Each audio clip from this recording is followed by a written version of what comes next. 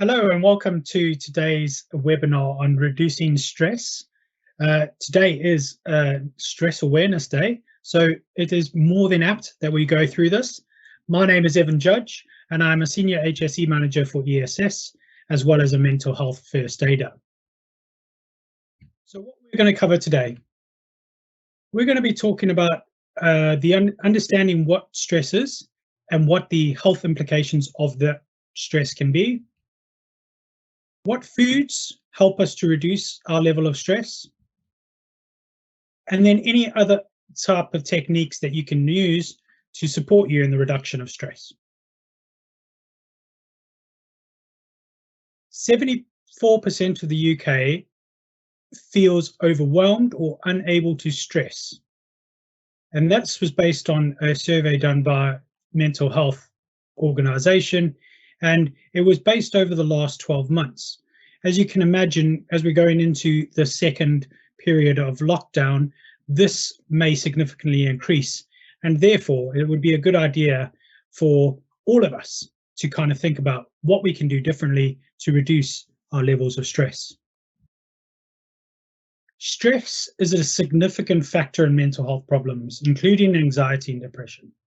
It is also linked to physical health problems such as heart disease and problems with our immune system, insomnia, and digestive problems. So, how is stress defined? Well, it can affect you physically, emotionally, and psychologically. It can cause physical pressure or pain. Can be influenced by early life experiences. So how we dealt with stress or situations in our early life could determine how we deal with stress now, and can result in overeating, smoking, drinking, and not exercising.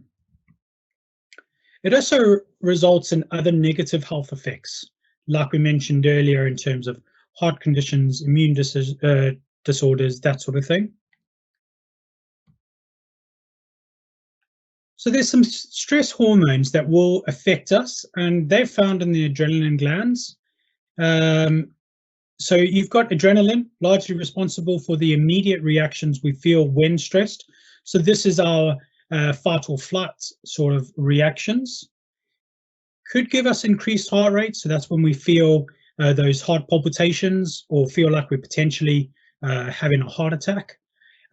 Gives you a surge of energy. So if you are in a situation and you feel stressed, but your adrenaline kicks in, you may get a surge of energy to deal with the immediate danger or situation.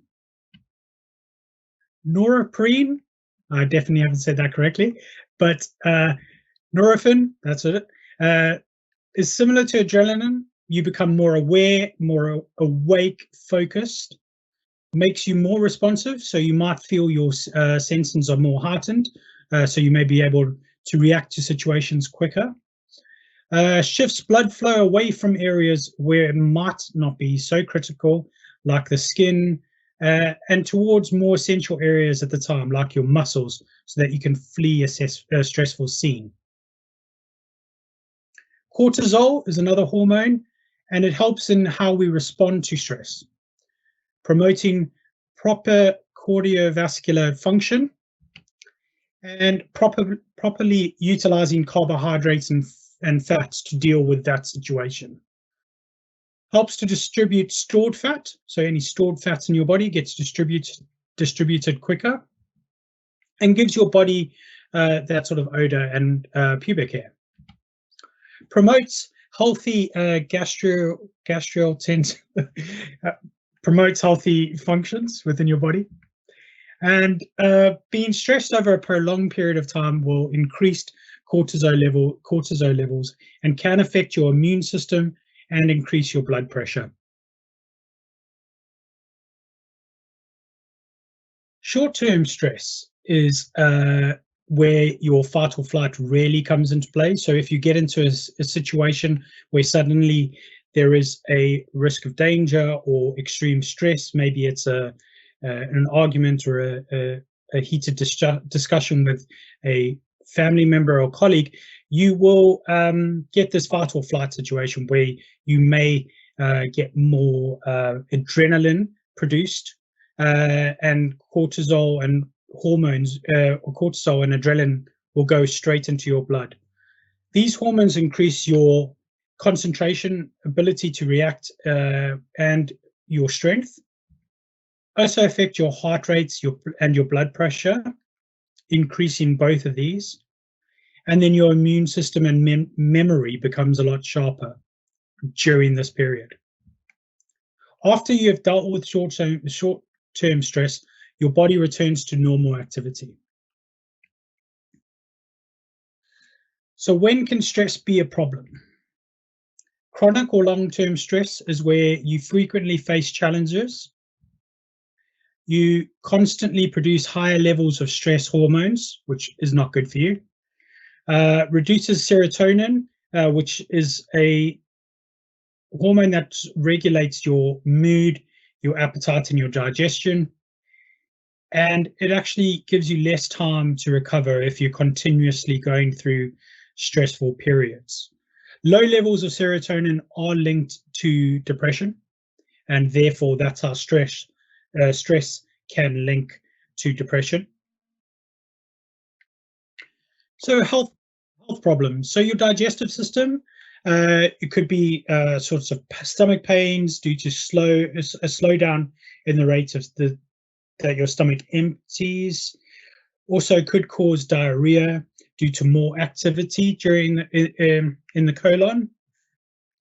Obesity, weight gain is due to the increased appetite. So when you're stressed, you may, I often find you get two types of people: those people that eat a lot more when they're stressed, and those people that eat a lot less when they're stressed. I'm definitely one of those people that eats a little bit more when I'm stressed, and being overweight and obese is obviously puts me at higher risk, or puts any of us at higher risk of diabetes and heart disease. A weakened immune system, so that it means that we're more susceptible to diseases like colds, flus, that sort of things.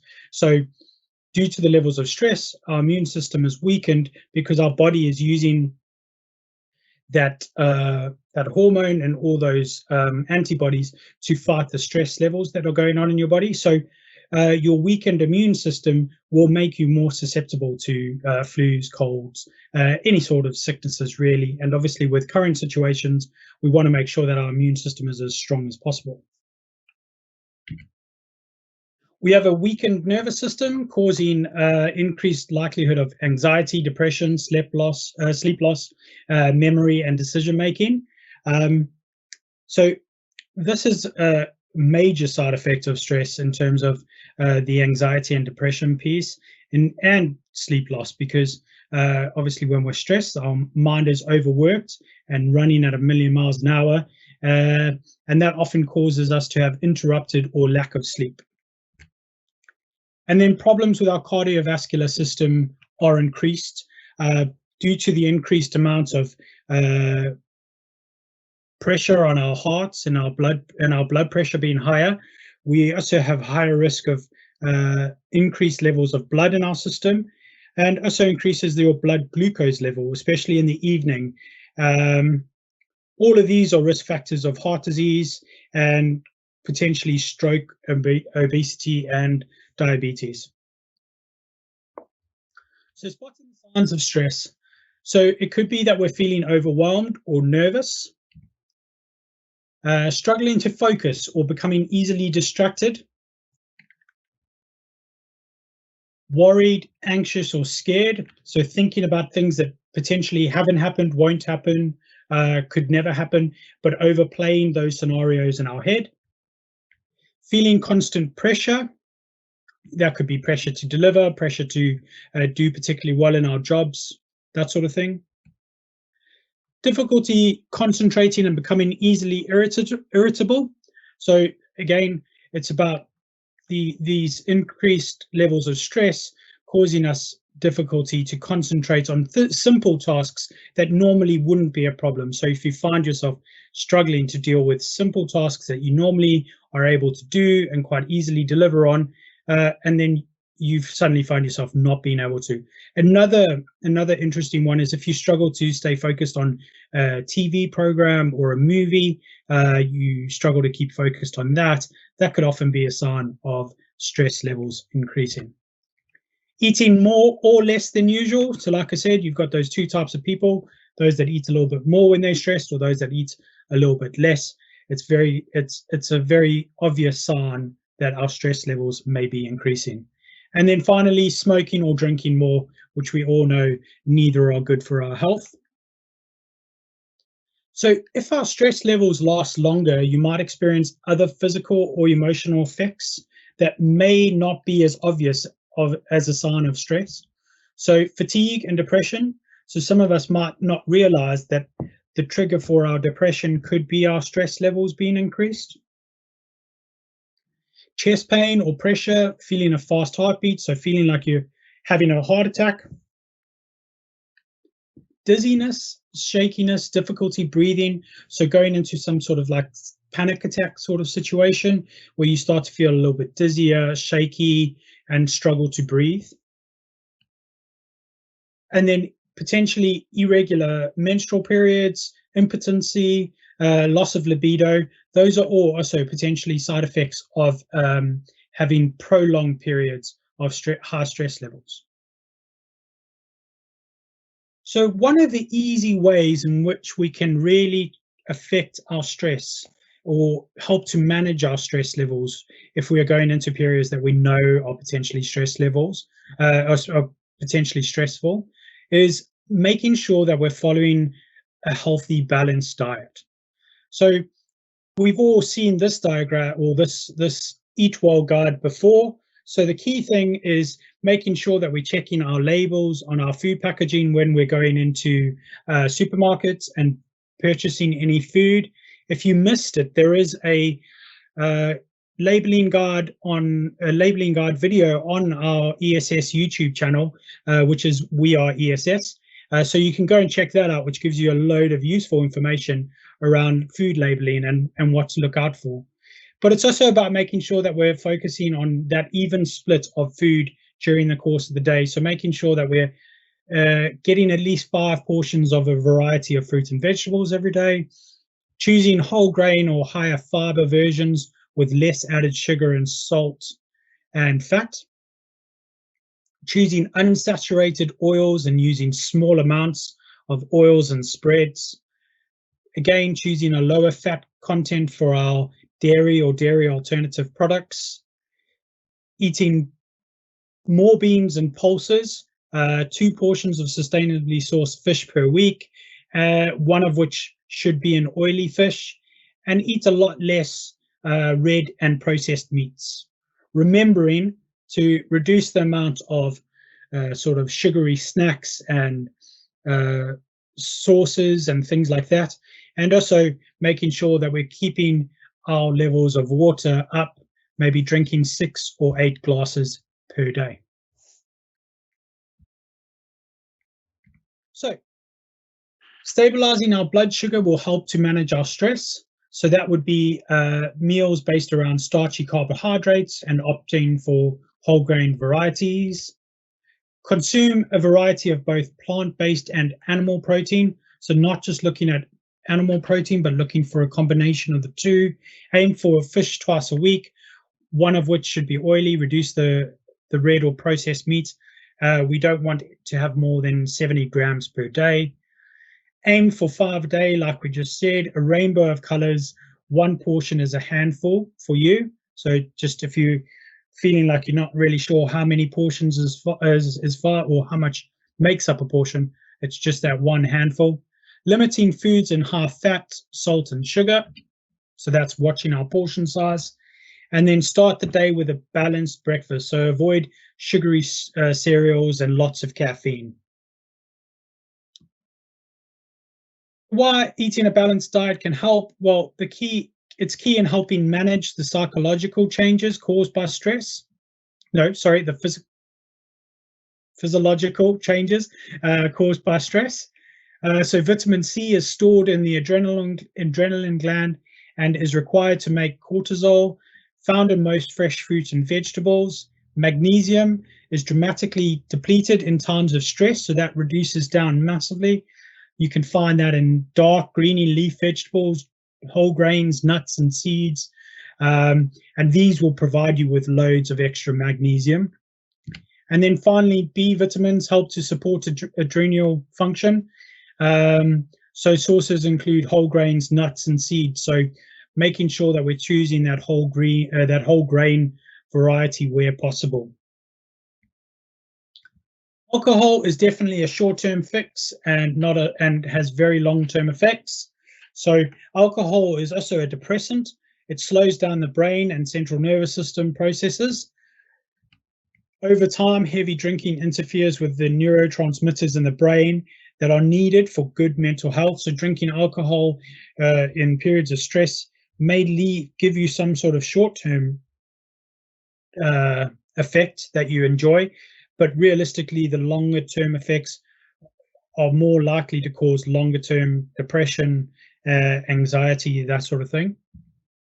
Drinking to deal with stress in the long run can contribute to feelings of depression and anxiety and make stress harder to deal with. So the government recommends a maximum of 14 units per week over a minimum of 3 days. So what does that really look like to us? So 1 unit is 218 mils of standard cider, which is 4.5%.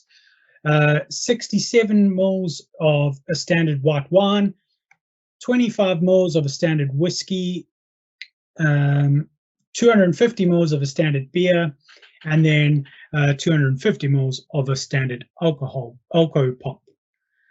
So 6 pints of beer of 4% beer will be your 14 units per week over a minimum of 3 days. 6 glasses of wine over is the same minimum of three days, and then 14 glasses of whiskey. So that was what that 14 units per week looks like. Top tip though, do not use a vice to reduce stress. It is not effective. So a vice could be that drinking, could be smoking, could be overeating. So don't do that, and don't drink every day. I think that's sound advice no matter what you're going through. So one thing I need to improve on, and one thing that I'm looking at improving on, is that exercise level. So remember, fight or flight, exercise can increase or decrease stress hormones in the short term. Depends on the intensity and fitness level. However, exercise helps release endorphins, which will counteract any of that negative side of things. Aerobic exercise such as running, dancing, and spinning increase your heart rate, which helps to get rid of some of that stress level. A key contributing factor or a key side effect of having high stress levels or being stressed is sleep. Stress can adversely affect the quality of your sleep and the duration, while insufficient sleep can increase stress levels. I always find it's a very catch-22 situation, because if I am stressed, I struggle to sleep. If I struggle to sleep for prolonged periods of time, that is going to increase the likelihood of potentially having a depressive episode. So it is very important that we manage the sleep process. The brain chemicals connected with deep sleep are the same ones that tell the body to stop production of stress hormones. As a result, when you don't sleep well, your body keeps pumping out those hormones. The next day you feel more stressed, and the following night you find it harder to fall asleep, and so on and so on and so on. So maintaining good sleep patterns. Do something relaxing before bed. For example, listening to calming music. Aim to get into a usual bedtime routine. One thing that I've found quite useful recently around bedtime routine is on the latest updates of the iPhone, you can actually set a bedtime routine and set it. So it will automatically put your phone on do not disturb, automatically like close out those apps that you've got time controls over, so that you don't go into those and you don't find yourself doing that, going through your phone while you're trying to fall asleep. If you become restless, get up and take yourself to another room to settle your mind. Music or reading may help. Adults should aim for about 7 to 9 hours, and children need 9 to 14 hours, depending on their age. So other ways to reduce stress would be using breathing techniques to calm yourself down. So mindful breathing exercises are something that I found very useful. So it's simply just turning everything else off and really focusing in on your breathing. So the breathing in through your nose and out through your mouth, or vice versa, and following that process through and down into your body really does help slow your body down and slow your thinking down and help you to relax. Taking time out, something that I've found very useful and a lot of people advocate, is self-care Sundays. So it's a good way to start your week right, if you like. So making sure that you allow yourself a couple of hours on a Sunday, that might be on Sunday night when your kids have gone to sleep, or it could be something you do first thing on a Sunday morning, but give yourself some self-care Sundays, and then that way it puts you in a better state of mind for the week ahead. Talking to somebody, so it always helps to talk. Talking is helpful for any sort of mental health condition. So if you are talking and you are stressed about something, it may help to talk to somebody that's not involved in that situation, because then it could become a little bit more heated and a little bit more stressful. So if you talk to somebody outside of the situation, they are going to be a bit more impartial and be able to give you some more sound advice, or just listen without having to interrupt you. Splitting up big tasks and plan ahead where possible. So making those to-do lists and being realistic with them. I've got a general rule that my to-do list on a morning will only ever have 5 things on, and those are the 5 most important things I do. If I get through all those 5 things, then I've won the day, and then I can add a couple more items if I've got enough time in the day. But I never write down 10 or 15 things to get done in a day, because then that way you feel like you're up against a wall to start off with, and you really have nowhere else to go but backwards. So make sure you limit your to-do lists and make them more realistic, and split them up over a period of days rather than trying to tackle everything in one day. And then challenge unhelpful thoughts. So those negative thoughts that maybe say you're not going to be able to do this, you're just getting further and further behind. Write those thoughts down and then disregard them. Just write them down. So it might be a negative thought. As soon as you write it down, it's out of your head and you can't keep getting those thoughts back, and then discard them. That's the key thing for me. That's something that has helped me through stressful periods. Just wanted to remind you all about our helpful videos, which are available on YouTube. So our YouTube channel is We Are ESS. So you can go and find some really useful videos on there. And then you can, at any time, if you've got any questions around nutrition and well-being, we've got Leanne King, who is our head of nutrition and well-being. Please feel free to contact her and ask her any questions you feel you might have. And then for those of you that haven't seen it already, we have got a wellness newsletter. It comes out every month. This month is now available. So if you haven't signed up and you want to sign up, please email ess.wellness@compassgroup.co.uk. And thank you very much. And that is the end of this week's webinar.